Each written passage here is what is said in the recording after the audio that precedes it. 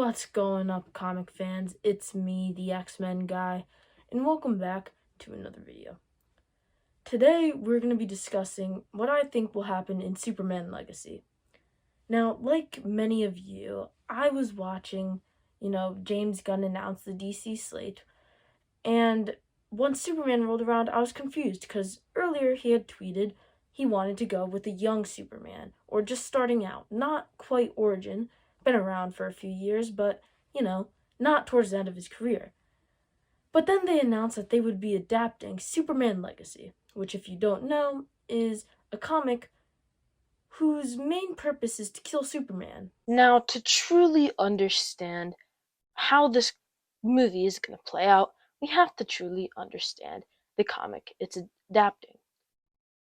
Now, the comic that it's adapting is All-Star Superman, written by Grant Morrison.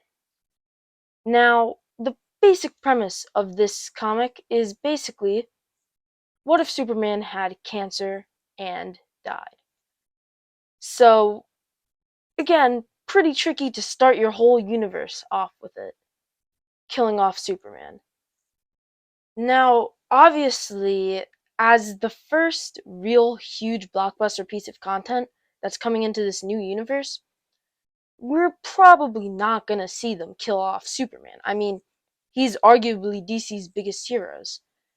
And it'd be kind of financial suicide to kill him off right away. But what I do think they could do is weaken him. Weaken him a lot.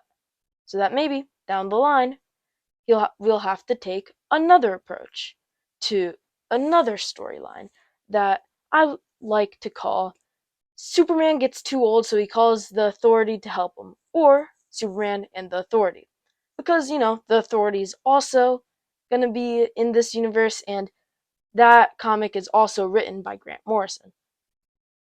Now, here's the thing.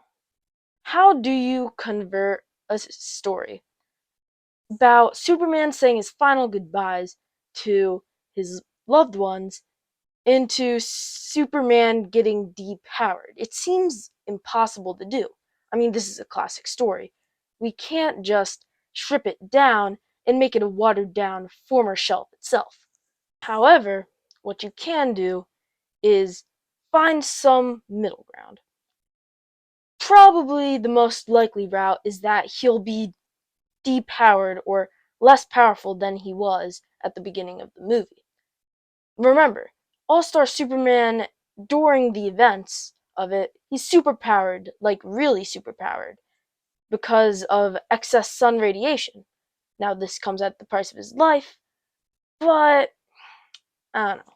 So maybe he drops down out of the sky after a big fight defeating the big bad, and Lois runs to him thinking he's dead, and maybe his finger twitches, or he blinks, his eyes open.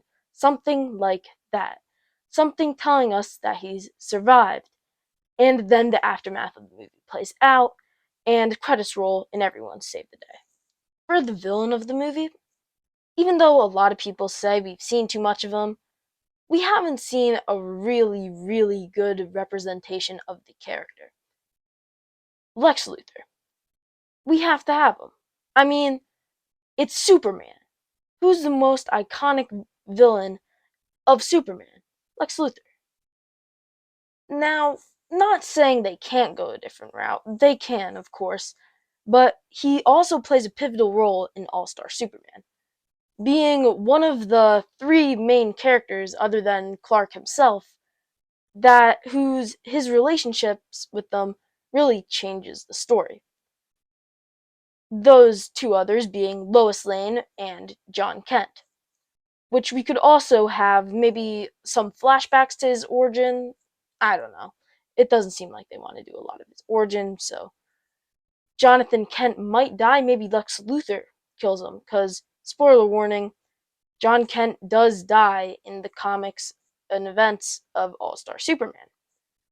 So, Lex Luthor wouldn't be too bad of a choice as a villain here. Now, casting overall, I don't really care who they choose as long as he's a good representation of Superman and can, really convey that hope that Superman's supposed to get through to you. Now, for Lex Luthor, I don't have anyone particular in mind. All I know is that they need to nail Luthor in this movie, or else he may not get another movie. Let's just count how many times there's been a Luthor in live action. I mean, take a look back at the Superman from the 50s movie. They've been trying for a while and they've never really struck gold. At this point, I'm surprised if they even go on. But honestly, how can't you have Lex in the Superman product? I mean, he's the Joker to his Batman.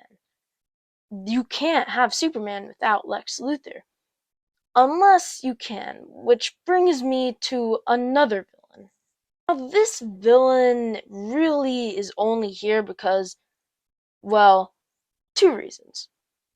I really liked the pitch that Nando V Movies did of the Superman reboot. You should definitely check out that video of his.